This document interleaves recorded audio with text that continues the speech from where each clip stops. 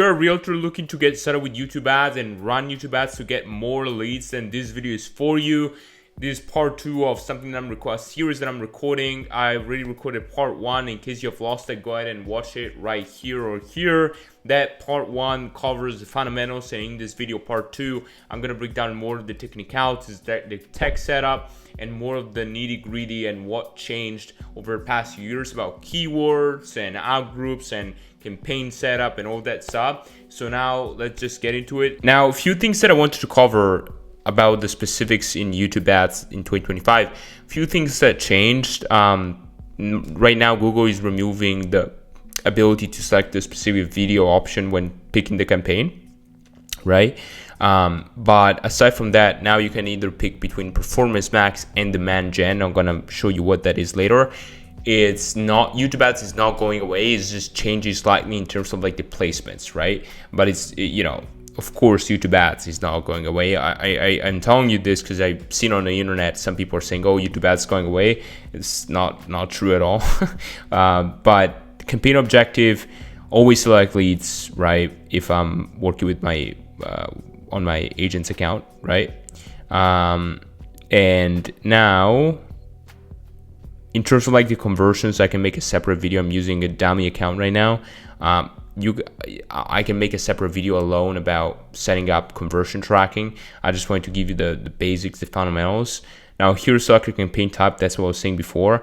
If you select video, it will tell you that it's not available anymore. So you can either pick between Performance Max and Demand Gen. Now Performance Max, honestly, it's still kind of a bit of a waste of money. Like, it's just gonna show up everywhere. If you want to target it in stream, skippable ads, then go for Demand Gen, right? And then I'll show you later what that looks like. And then you can select continue. And here it's loading.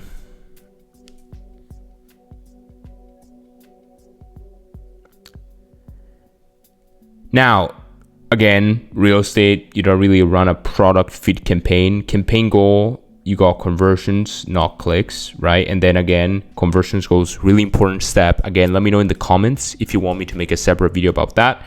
Target cost per action. I typically don't check this unless I have clear data on what's my average cost per action. If my average cost per action is $10, then I can put in like, you know, $8 and see if I can get it to work. But if I don't have any data, this is useless. Like, it's just not gonna spend money. Like, it's just useless because we don't have data. So we first gotta get the data and understand that as well. One thing that I didn't mention earlier, YouTube ads are gonna be more patient than Facebook. Typically Facebook is a faster window in terms of like learning. YouTube ads, you might have to wait like the first 2 weeks, and the less you spend, the longer you have to wait to analyze the data. So daily, Facebook, YouTube, either way, never go below $30 a day. If you don't have the cash to spend $30 a day, ads are not for you. Do outbound until you can afford $30 a day. You can spend 20. It's just gonna take so long to learn and to improve and optimize the ads. That is, and again, if you don't have $30 a day, then you're gonna need these ads to work, therefore make the wrong decisions, right? It's always about, again, patience, long-term thinking, right? I'll select just English if you're in the US. Devices, I really wouldn't want tablets and TV screens, waste of cash, right? Like with anything, like with Facebook. With Facebook placements, I always select, and tutorial with Facebook ads is gonna come out, I think like 2 weeks from now. I always select Instagram feed and Facebook feed. I never select TV screens and tablets. Waste of cash, right? Because who on TV is gonna click on my website because they want a guide? You know what I mean? Like, people on TV are looking to watch TV. They might even be pissed that they see their so the ad, right? Ad schedule all day, right? You can even potentially test if weekends perform worse. You can potentially turn, that's a cool thing about Google ads, you can potentially test weekends and turn them off, whatever. Personally, never, like, sometimes weekends do even better.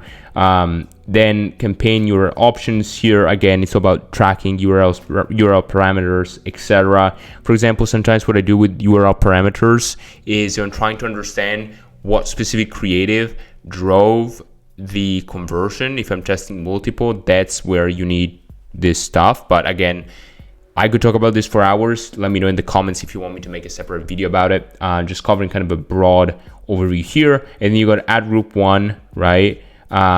And you're not gonna select all Google channels. You're gonna select let me choose. You're gonna turn off Discover, Gmail, Google Display Network, YouTube Shorts, YouTube in feed. The only thing they're gonna leave checked is YouTube in stream. So be very careful with this. If you are gonna pick Gmail, you're gonna waste money unless it's whatever. I don't even know. Like if you want to do YouTube ads, skippable ads, you have to be very careful about only leaving YouTube in stream checked. Otherwise, again, waste of cash. The funny thing about this stuff is it's very easy to Google and Facebook make it very easy for you to waste cash on useless placements, right? But that's why, you can, you have the freedom to check this off, but it's very easy to like forget about it, right? And then audience, here's where it gets fun, right? Because compared to Facebook, you can be very, very specific. Now, there's a few things that you can do nowadays. You cannot only target keywords only anymore, right? What you can do is you can do people with any of these interests, and you can do lookalikes audience. So let's say you put in whatever, realtor in XYZ, like in city, right? And then let's say realtor in New York City, right? Let's say just in general. So Google is gonna find people similar, like people can it's not gonna target the exact keyword, right? But people are searching for similar stuff. It's kind of like a lookalike. So Google is not gonna target the exact keyword, right? So what I recommend here, you don't want to be too narrow. You're gonna give Google the data on what type of people do you want to reach. If you're looking to get seller leads, you might want to do 5, 10, 15 keywords, or even I would say 15 max, otherwise it can be too broad. Like maybe 15 is kind of like the right range, where you maybe say some of them home valuation, right? And then you can use the Google Keyword Planner to just find what keywords are already performing, kind of get a bit of data here and there. But pretty much that's the main thing. So kind of here, you're gonna put 15 keywords if you want to do keyword space. Now these tend to work the best most of the times, but if you want to test other things, you can do interest. It can be very broad and very hard to do anyone who's interested in real estate, or you know what I mean. But the one that can work really well if you're doing, for example, buyers, can be people are going on Zillow, right?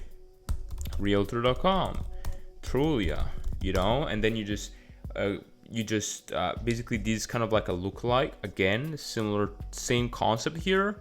You're giving Google data on what your target audience is doing on Google, right? And that's the power of it. So again, you're gonna have 2 campaigns spending $30 a day. One at $15 is gonna be a keyword-based audience, and maybe the other one is gonna be a website custom affinity audience like this. And then optimized targeting here, I would check that off. It's getting better. If optimized targeting used to be way worse, but still to this day, check it off. Again, you're removing another possible way of wasting cash, right? And with the creative here, what I will do, like I told you earlier, you got your GPT, right? A prompt engineer. You can put in 15 headlines, 15 descriptions. I would just get prompt engineer to help you craft a prompt and use Alex Hormozi. That's the AI that I oftentimes use to help me out write headlines for ads, etc. And I use prompt engineer and Alex Hormozi. I'm gonna leave them below in the description as well. And I would just get help writing this. Ideally, you want to work with a company like us, or not even us, in general, any company that can help you with this. So you don't have to do it and spend hours doing it, or pay a specific mentor for a consultation, whatever. So you don't have to kind of test this. You can kind of get things proven headlines and proven descriptions, but you don't have to, right? It's just you can do it yourself. You can do it yourself, or you can work with somebody that already spend the money and save the money in that way, but spend the money with them and kind of balance it out. You gotta understand where you are in your journey. If you have never run any ads, or if you have a bit of experience, you think you might figure it out with 2-3 months of ad spend in general. It really depends on where you're at. And then in terms of there's a whole thing with ad. Of course, you're gonna have a video ad, right? And then here you're gonna have the URL. Key thing nowadays, you know, you don't have to have a YouTube channel, but in your YouTube channel, always leave that unlisted, not public video. So always add unlisted, right? And just put the URL in here. So you have you go to your YouTube channel, you grab the URL of the video that you posted on YouTube. It's unlisted. You place it here, right? And that's how you do it.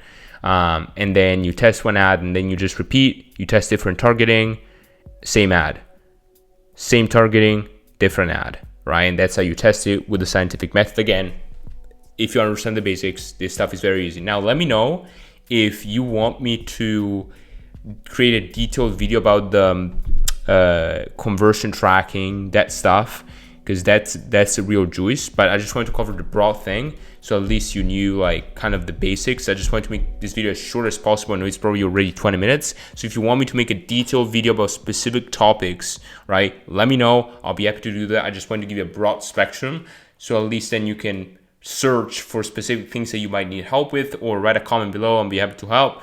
And you know, if you found this valuable, subscribe, drop a comment below, like this video, and I'll see you inside our next one.